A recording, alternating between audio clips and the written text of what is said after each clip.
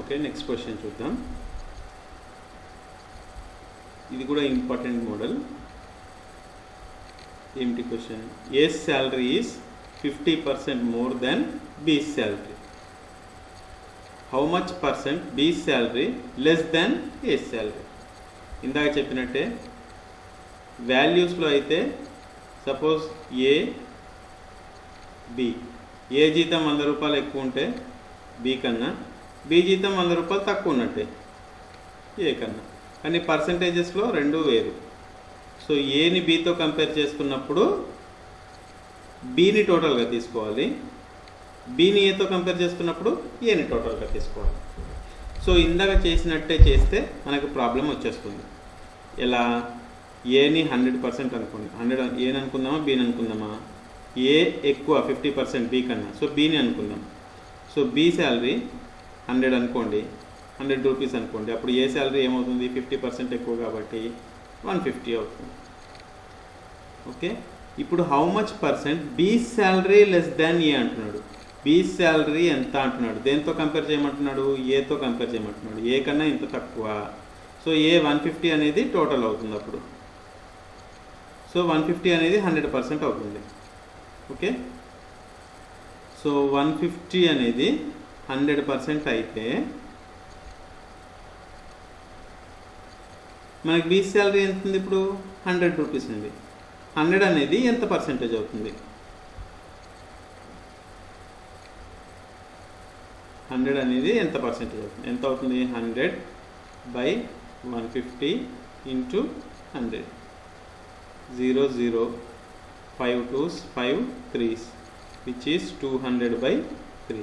200/3 అంటే 66 2/3.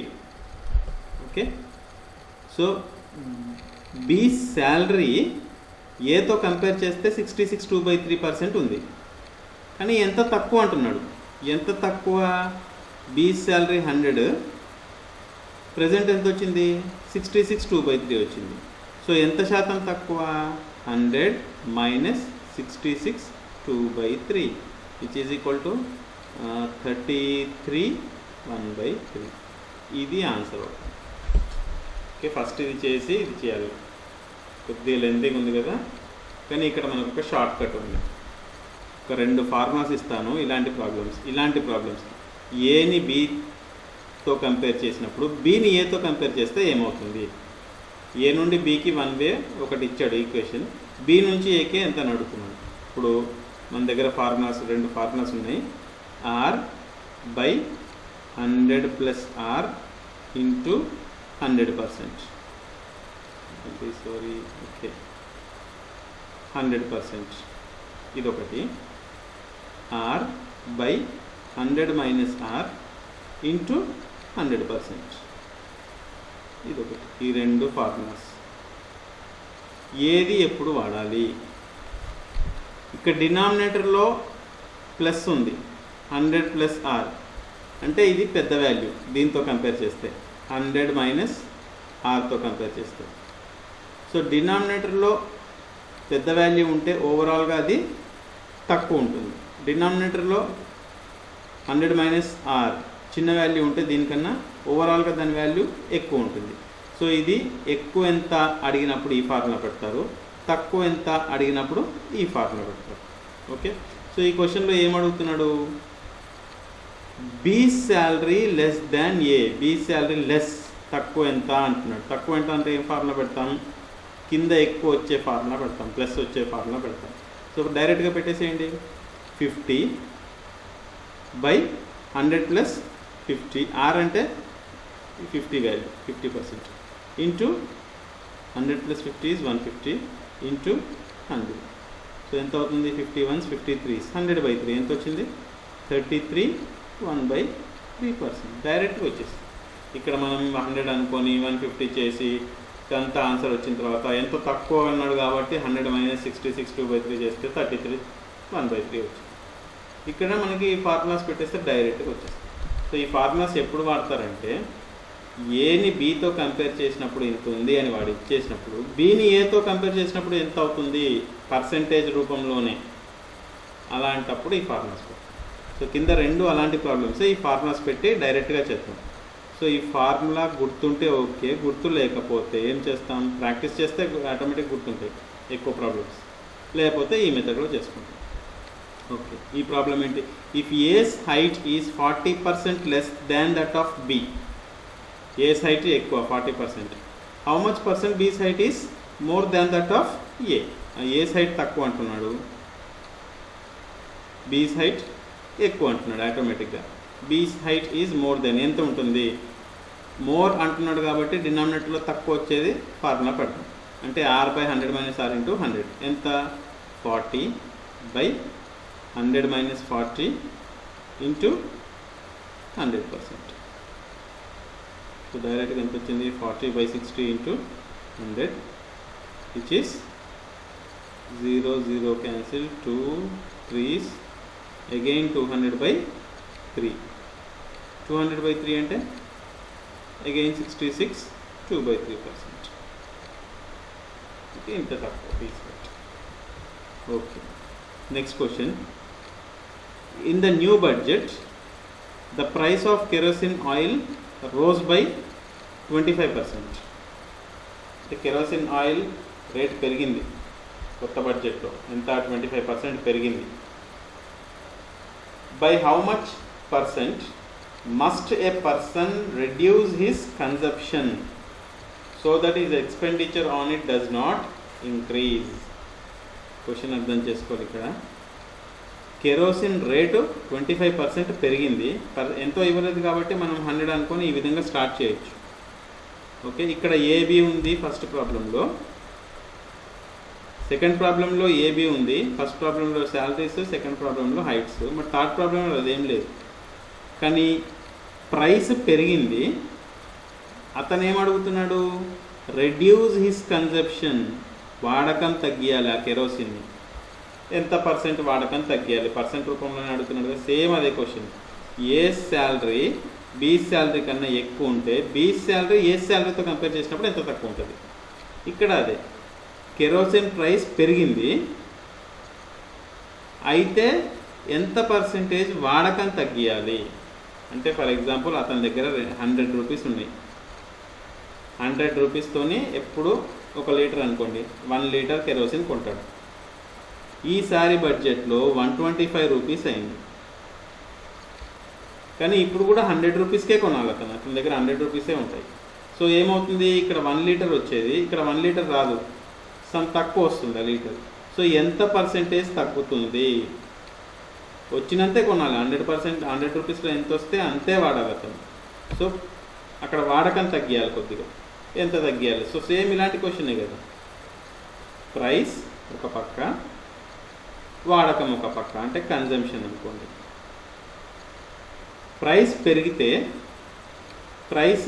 పెరిగింది, ఆటోమేటిక్గా కన్జంప్షన్ తగ్గుతుంది, ఎంత తగ్గాలి, సేమ్ అలాంటి క్వశ్చనే. సో 25% తగ్గడం గురించి మాట్లాడుతున్నాడు కదా, ఏ ఫార్ములా పెడతారు, డినామినేటర్లో ఎక్కువ ఉన్నది పెట్టాలి, అంటే ప్లస్ ఉన్నది. So 25/100 + 25, 125 × 100 percentage is equal to 25 ones, 25 5s, 5 ones, 5 2s, 20%. So 20% అతను వాడకం తగ్గియాలి. ఓకే, క్వశ్చన్ బాగా అర్థం చేసుకోండి. క్వశ్చన్ అర్థమైతే, ఈ కాన్సెప్ట్ అర్థమైతే ఈ ఫార్ములా పెట్టాలని ఐడియా వస్తుంది. సో ఎన్ని క్వశ్చన్స్ ఎక్కువ ప్రాక్టీస్ చేస్తే అంత యూజ్ అవుతుంది. ఓకే, సో ఈ క్వశ్చన్స్ చూద్దాం. Find the percentage change in the area of rectangle whose length is increased by 20% and breadth decreased by 40%. ఇక్కడ ఏరియా ఆఫ్ రెక్టాంగిల్ ఫార్ములా మనకి తెలిస్తేనే ఈ ప్రాబ్లం చేయగలం. ఇలాంటి ప్రాబ్లమ్స్ చేయడానికి మనకి అన్ని ఫార్ములాస్ తెలిసి ఉండాలి దాదాపు మెన్సురేషన్లో. ఇవన్నీ చాలా రకాల ఫార్ములాస్ ఉంటాయి. సో ఫార్ములాస్ నేర్చుకొని ఈ ప్రాబ్లమ్స్ చేయండి. ఇక్కడ శాంపుల్గా ఒక 3 క్వశ్చన్స్ ఇచ్చాను నేను. సో 2 క్వశ్చన్స్, ఇది డిఫరెంట్ మోడల్. ఓకే, చూద్దాం. ఏరియా ఆఫ్ రెక్టాంగిల్ ఫార్ములా ఏంటి, రెక్టాంగిల్ అంటే ఎలా ఉంటుంది, length and breadth. Opposite sides రెండు సేమ్ ఉంటాయి, లెంత్ బ్రెడ్త్ కూడా సేమ్ ఉంటాయి. సో దీని ఏరియా ఎంత అంటే A is equal to length into breadth, ఇది area. So area is equal to L into B. ఇప్పుడు ఫైండ్ ద పర్సంటేజ్ చేంజ్, ఎంత చేంజ్ అవుతుంది పర్సంటేజ్లో in the area of rectangle whose length is increased by 20%. Length ఎంత increase అయింది? 20% increase అయిందండి. So new length, దీన్ని new area అనుకుందాం, AN. So new area is equal to new length. Length ఎంత ఇప్పుడు 20% పెరిగింది. సో ఎల్కి 20% పెరిగితే ఎంత? 120% అవుతుంది. ఎల్ అనేది 100%, దానికి 20% పెరిగింది, సో 120%.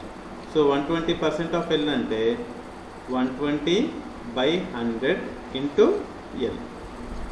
అలాగే and breadth decreased by 40%. Breadth 40% తగ్గింది అంటే ఎంత ఉంటుంది? 60% బ్రెడ్త్ వేయాలి.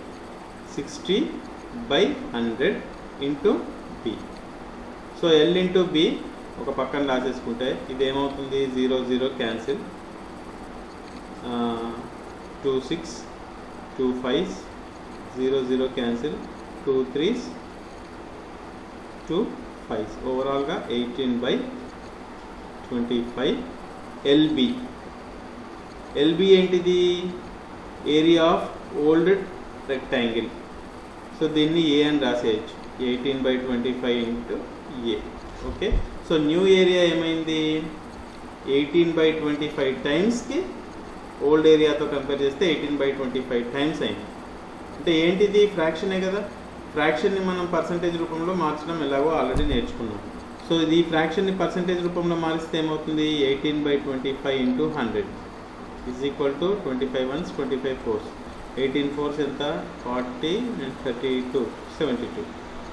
సో ఇనిషియల్గా ఏ అంటే 100% ఉన్నది, ఒరిజినల్ ఏరియా 100%. ఏతో కంపేర్ చేస్తున్నాం కాబట్టి ఏని 100% అనుకున్నాం.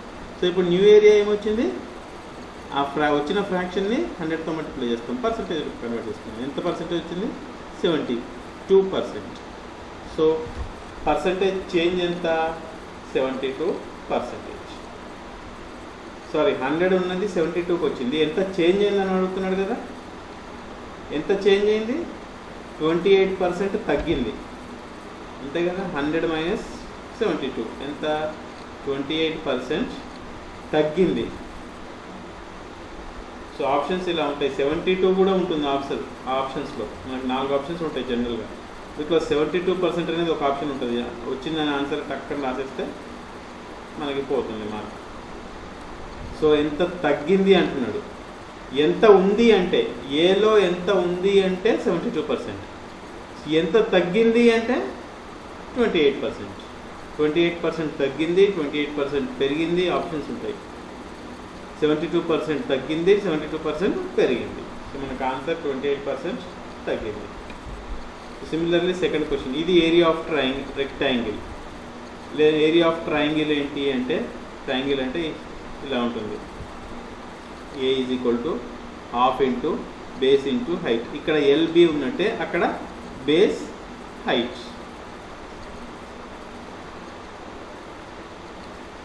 బేస్ పెరిగిందని హైట్ తగ్గిందని, బేస్ తగ్గిందని హైట్ పెరిగిందని ఏ విధంగా ఇచ్చినా ఈ ఫార్ములా యూస్ చేసేది సేమ్ ఉంటుంది ఈ ఫార్ములా.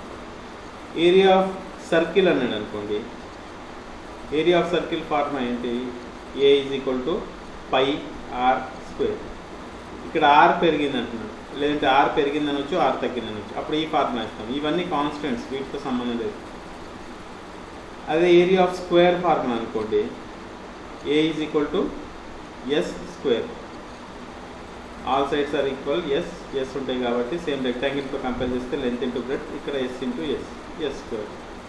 ఓకే, ఈ ప్రాబ్లం స్క్వేర్కి సంబంధించింది. సో ఏ ఇస్తే, ఏ డయాగ్రామ్ ఇస్తే, లేదంటే ఏ షేప్ ఇస్తే ఆ షేప్కి తగ్గట్టు ఆ ఫార్ములా యూజ్ చేసి చేస్తాం. ఓకే, ఇక్కడ find the percentage change in the area of a square. Area of square formula ఏంటి?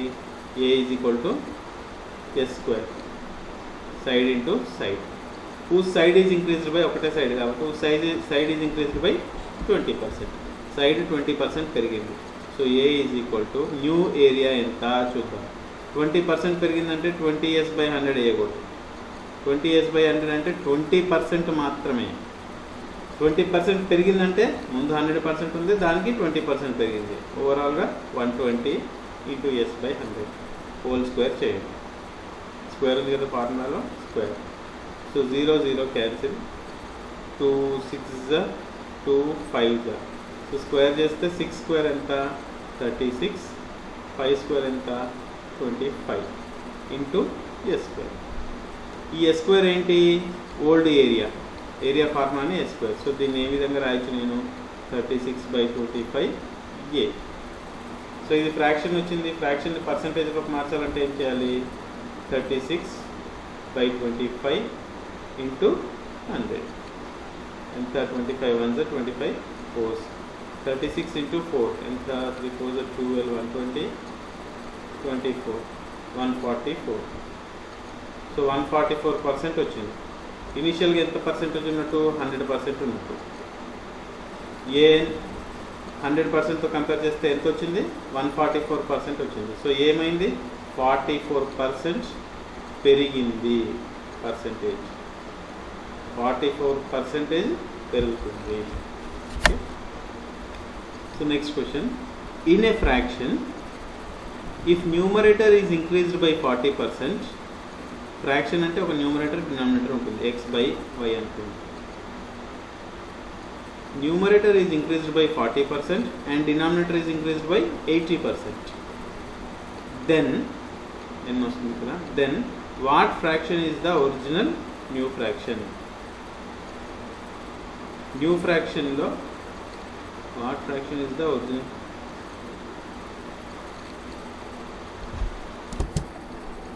Question, what fraction is the original in the new fraction? New ఫ్రాక్షన్లో ఒరిజినల్ ఎంత ఫ్రాక్షన్ ఉంది అని అడుగుతుంది. సో ఓల్డ్ ఫ్రాక్షన్ x/y కదా. New fraction ఎంత చూద్దాం.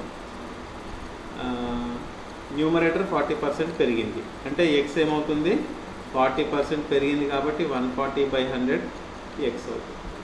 Denominator ఏమవుతుంది? డినామినేటర్ కూడా పెరిగింది 80% పెరిగింది కాబట్టి 180/100 ఇంటూ y. 100 ఏమో ఇనిషియల్ పర్సంటేజ్, 80 పెరిగిందంటే 80% 180 అవుతుంది. సో ఇదేమవుతుంది? ఈ 100 క్యాన్సిల్ అవుతుంది. ఎట్లా క్యాన్సిల్ అవుతుందంటే ఇది పైకి వెళ్తే రివర్స్ అవుతుంది. దీన్ని రాసుకుంటే 140/100 x, ఇది రివర్స్ అవుతుంది కాబట్టి 100/180 y. సో అందుకే 100 క్యాన్సిల్. అలాగే 0 0 cancel, 2 7s 2 9s is equal to 7/9 x/y. ఇదేమో ఓల్డ్ ఫ్రాక్షన్, ఇదేమో న్యూ ఫ్రాక్షన్. ఇప్పుడు మనకు వచ్చిన answer. So new fraction, what fraction is the original in the new fraction? వచ్చిన కొత్త ఫ్రాక్షన్లో ఎంత ఫ్రాక్షన్ ఉందని అడుగుతున్నాను, ఎంత పర్సంటేజ్ కాదు, ఎంత ఫ్రాక్షన్. ఫ్రాక్షన్ అంటే ఇదే కదా. ఎంత ఫ్రాక్షన్ ఉంది? 7/9 original fraction. New fraction original ఫ్రాక్షన్లో 7/9 పార్ట్స్. ఓకే, పర్సంటేజ్ అడిగితే దీన్ని మల్టిప్లై ఇంటూ 100 చేసేస్తాం, ఆన్సర్ వస్తుంది. ఓకే, ఐ థింక్ ఇంటూ 100 చేస్తే కన్వీనియంట్ ఆన్సర్ కాదు, అందుకే ఫ్రాక్షన్ అడిగినట్టున్నాడు. ఇక్కడ ఓన్లీ ఫ్రాక్షన్ అడుగుతున్నాడు కాబట్టి ఇదే ఆన్సర్. సో లాస్ట్ ఈ మోడల్ కవర్ చేసి పర్సంటేజెస్ మీద ప్రాబ్లమ్స్ ఆపేద్దాం. సో ఇవి Venn diagram related model problems. ఇంతకుముందు మనం మెన్సురేషన్ ప్రాబ్లమ్స్, మెన్సురేషన్ అంటే area of rectangle, area of triangle, అలాంటి ప్రాబ్లమ్స్ చూసాం. సో పర్సంటేజెస్ అనేవి చాలా టాపిక్స్లో వస్తుంటాయి ప్రాబ్లమ్స్.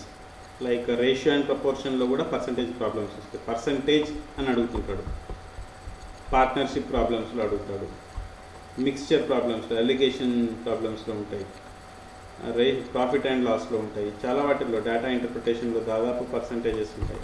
సో అందుకే ముందు పర్సంటేజ్ ప్రాబ్లమ్స్ నేర్చుకొని నెక్స్ట్ వేరే టాపిక్కి వెళ్ళడం ఈజీ ఉంటుంది తర్వాత.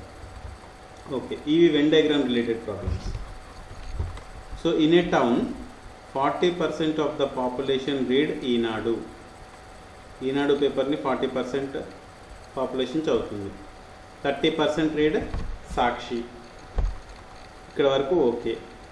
And 15% read both. రెండు చదివే వాళ్ళు కూడా ఇచ్చాడు. సాక్షి అంటే ఈనాడు రెండు పేపర్లు వేయించుకుంటారు కొందరు, వాళ్ళు 15% ఉన్నారు. So find the percentage of the population who read new news paper. A news paper చదవని వారు ఎంతమంది? అంత పర్సెంటేజ్లోనే ఉంది, ప్రాబ్లం లేదు. ఓకే, ఆ సిటీలో ఆ టౌన్లో ఎంత జనాభానో ఇవ్వలేదు. ఎంత జనాభానో ఇస్తే ఆ నెంబర్తో మల్టిప్లై చేసి అన్ని పాపులేషన్ వాల్యూస్ రాస్తాం, కానీ ఇక్కడ పర్సంటేజెస్ రాస్తే సరిపోతుంది. సో ముందు వెన్ డయాగ్రామ్ ఇద్దాం.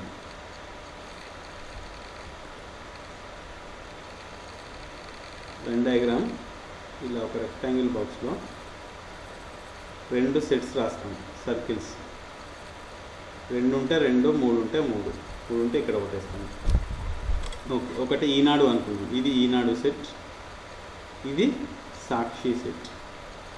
సో ఇక్కడ ఏమేమి పార్ట్స్ ఉన్నాయి? ఇది మొత్తం ఈనాడు చదివే వాళ్ళంతా ఈ సెట్లో వస్తుంది. ఎంత నెంబర్ ఉంటే అంత నెంబర్. ఈ సెట్లో సాక్షి ఎంతమంది చదివితే అంతమంది ఈ సెట్లో రావాలి.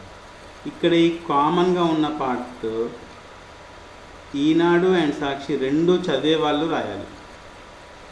ఇక్కడ బయట ఉన్న ఏరియా ఏది చదవని వాళ్ళు. సో ఇక్కడ ఎన్ని పార్ట్స్ ఉన్నాయి చూద్దాం. ఇది మెయిన్, ఇక్కడ నుంచే స్టార్ట్ చేయాలి. రెండు చదివే వాళ్ళు ఎంతమంది అని ఇక్కడ కామన్గా రాసి తర్వాత ఇక్కడికి రావాలి. ఇదేంటి అంటే ఓన్లీ ఈనాడు చదివేవాళ్ళు, అంటే వాళ్ళు సాక్షి చదవరు. ఓన్లీ ఈనాడు చదివేవాళ్ళు ఈ పార్ట్ ఇక్కడ వరకు. ఈ పార్ట్ ఓన్లీ సాక్షి చదివేవాళ్ళు. సో ఇక్కడ ఎంత నెంబర్ రాస్తే వాళ్ళు ఈనాడు చదవరు, ఓన్లీ సాక్షి చదువుతారు. సో బోత్ ఈ అండ్ ఎస్, ఓన్లీ ఈ, ఓన్లీ ఎస్. ఇది నీదర్ ఈ నార్ ఎస్. ఈ చదవరు, ఈనాడు చదవరు, సాక్షి చదవరు, వాళ్ళు బయట ఉంటారు. బయట రాస్తామని. సో ఏమి ఇచ్చాడో చూద్దాం. 40% of the population read Eenadu. So Eenadu మొత్తం 40% చదువుతారంట. సో ఇప్పుడే రాయకూడదు, మనం ఇక్కడ రాసుకుందాం కావాలంటే. మొత్తం 40% చదువుతారు. ఎందుకు రాయట్లేదు ఇప్పుడే? ఎందుకు అంటే ఇది ఫిల్ చేయాలి ఫస్ట్. మనం బోత్ అనేది ఫిల్ చేయాలి, ఇంటర్సెక్షన్ పార్ట్. 30% రీడ్ సాక్షి. సాక్షిని మొత్తం 30% చదువుతారు. 15% రీడ్ బోత్. రెండు చదువుతారు. రెండు చదివే వాళ్ళు 15% ఉన్నారు కదా, ఆ 15% అనేది ఇక్కడ రాండి, 15. ఓకే, సో ఇప్పుడు మొత్తం ఈనాడు 40% చదువుతారు కాబట్టి 15 ఆల్రెడీ ఇక్కడ రాసేసాం కదా, ఇంకెంత మిగిలినట్టు? 30%. సో 30%. ఇక్కడ ఓన్లీ సాక్షి చదివే వాళ్ళు ఎంతమంది రాయాలి? మొత్తం సాక్షి 30% చదువుతారు, 15 ఇక్కడ వచ్చేసింది, వీళ్ళందరూ సాక్షి చదువుతారు. సో ఇంకా బ్యాలెన్స్ 15.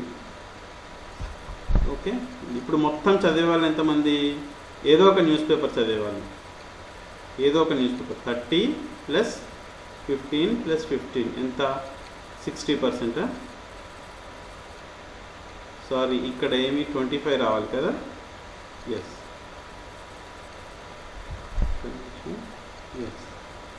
25 + 15 40 + 15 55. సో మొత్తం 55. ఏదో ఒక న్యూస్ పేపర్ చదివేవాళ్ళు 55%. సో ఏది చదవని వాళ్ళు ఎంతమంది? 100లోంచి 55 తీసేస్తే 45%. వీళ్ళు ఏ న్యూస్ పేపర్ చదవరు. వాళ్ళు అడిగేది ఏంటి? Find the percentage of the population who read no newspaper. ఏది చదవని వాళ్ళు 45%. అంటే ఈ డయాగ్రామ్ ఏం రిప్రజెంట్ చేస్తుంది? హూ రీడ్ న్యూస్ పేపర్స్, చదివే వాళ్ళని రిప్రజెంట్ చేస్తుంది. ఓకే, మన ఆన్సర్ 45%. సో ఇందులో ఈ విధంగా డయాగ్రామ్ వేసుకున్న తర్వాత ఏదైనా అడగవచ్చు అతను. ఓన్లీ ఈనాడు చదివే వాళ్ళు ఎంతమంది? 25%. ఓన్లీ సాక్షి చదివే వాళ్ళు ఎంతమంది? 15%. బోత్ చదివే వాళ్ళు మిగతా అన్ని వాళ్ళు వాడిచ్చేసారు. ఓకే, సో మన ఆన్సర్ 45%. సో నెక్స్ట్ క్వశ్చన్ చూద్దాం. ఇక్కడ టోటల్ పాపులేషన్ ఇస్తే కనుక అన్నీ 25% అన్నాను. పాపులేషన్ 5000 అనుకోండి, 25/100 × 5000 వేసి ఆ నెంబర్ వేసి చేస్తాం. ఓకే, సో మనకు ఓన్లీ పర్సంటేజ్ రూపంలో ఇచ్చాడు. వాల్యూ ఏమి ఇవ్వలేదు, సిటీలో ఎంతమంది పాపులేషన్ ఉన్నారు ఏంటి అని. Okay, next question. In an examination 80% of the students passed in English, 85% passed in mathematics. So English maths ఇచ్చాడు and 75% passed in both English and mathematics. Again Venn diagram వేసుకుందాం.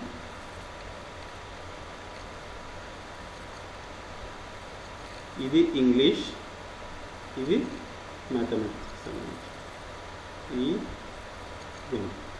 సో ఇక్కడ పాస్ అయిన వాళ్ళని రాద్దాం. Pass, ఈ diagram pass students గురించి చెప్తుంది. Number of pass students 80% passed in English, అంటే ఇంగ్లీష్కి మొత్తం 80%.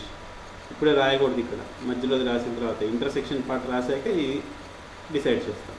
85% పాస్డ్ ఇన్ మ్యాథమెటిక్స్. సో మ్యాథమెటిక్స్లో 85% పాస్ అయ్యారు. 75% passed in both English and mathematics. So 75% ఇది కదా, బోత్ పాస్ అయ్యారు కదా, 75% both English and mathematics. So ఇంగ్లీష్లో 80% అందరు పాస్ అయ్యారు కాబట్టి ఓన్లీ ఇంగ్లీష్ పాస్ అయిన వాళ్ళు ఎంతమంది? 5%. 75 + 5 80. అంటే ఈ 5 మెంబర్స్ ఓన్లీ ఇంగ్లీష్ పాస్ అయ్యారు, మ్యాథ్స్ ఫెయిల్ అయ్యారు. సో ఓన్లీ మ్యాథ్స్ పాస్ అయిన వాళ్ళు ఎంతమంది? 85 నుంచి 75 తీసేస్తే 10%. ఓన్లీ మ్యాథ్స్ పాస్ అయ్యారు, ఓన్లీ ఇంగ్లీష్ పాస్ అయ్యారు. మొత్తం 2 పాస్ అయిన వాళ్ళు 75. ఏదో ఒక సబ్జెక్ట్లో పాస్ అయిన వాళ్ళు 75 + 10 85 + 5 90. ఏదో ఒకటి పాస్ అయ్యారు. సో ఏది పాస్ కాని వాళ్ళు టోటల్ 90 కాబట్టి బయట ఉంటారు. ఏది పాస్ కాలేదు, 10%. ఓకే, వాడేమడుగుతున్నాడు చూద్దాం. If 40 students failed in both the subjects, 40 students failed, 2 subjects fail అయిన వాళ్ళు వీళ్ళే కదా, 10% బయట ఉన్నదే కదా. సో 10% అనేది 40 అన్నాడు, అంటే 40 students. Find the total number of students. మొత్తం ఎంతమంది? 100% కదా స్టూడెంట్స్ అంటే. సో 40/10 × 100. 0 ఎంతమంది? మొత్తం 400. Total students strength 400. అందులో ఏది పాస్ కాని వాళ్ళు, 2 ఫెయిల్ అయిన వాళ్ళు 10% ఉన్నారు, అంటే 40 members. Okay, so total number of students is 400. ఇంకో last question. In an examination, 80% of the students passed in English, 85% passed in maths. మళ్ళీ ఇంగ్లీష్ అండ్ మ్యాథ్స్. సో మళ్ళీ ఒక వెన్ డయాగ్రామ్ వేసుకొని ఇంగ్లీష్ మ్యాథ్స్ ఏమంటున్నాడు? 80% పాస్డ్ ఇన్ ఇంగ్లీష్, ఇంగ్లీష్లో 80% pass అయ్యారు. 85% passed in mathematics, మ్యాథమెటిక్స్లో 85% pass అయ్యారు. 10% failed in both, failed అని ఇచ్చాడు. ఇక్కడ రాయాల్సింది 10 బోత్ ఇచ్చాడు, కానీ ఇదేంటి? ఫెయిల్ గురించి చెప్తున్నాడు. సో ఇక్కడ కూడా ఫెయిల్డే రాయాలి మనం. సో 10% ఫెయిల్ అయ్యారు. మొత్తం ఇంగ్లీష్ పాస్ అయిన వాళ్ళు 80% ఇచ్చారంటే ఫెయిల్ అయిన వాళ్ళు ఎంతమంది? 20%. ఫెయిల్ అయిన వాళ్ళు 20%. సో 20% అంటే 10% ఇక్కడ రాసాం కాబట్టి ఇంకొక 10% ఇక్కడ రాసాం. అలాగే మ్యాథ్స్లో కూడా పాస్ అయిన వాళ్ళే ఇచ్చారు 85%, కానీ మనం ఫెయిల్ అయింది రాయాలి, ఎందుకంటే మెయిన్ ఇంటర్సెక్షన్ ఫెయిల్ ఇచ్చాడు కాబట్టి ఓవరాల్గా ఫెయిల్ ఇచ్చే రాయాలి. సో 10% ఫెయిల్ కాబట్టి పాస్ టోటల్ 85%, అంటే మిగతా 15% ఫెయిల్ అయిన స్టూడెంట్స్ మ్యాథ్స్లో. ఆల్రెడీ 10 ఇక్కడ రాసాం కాబట్టి ఇక్కడ ఎంత రాస్తాము?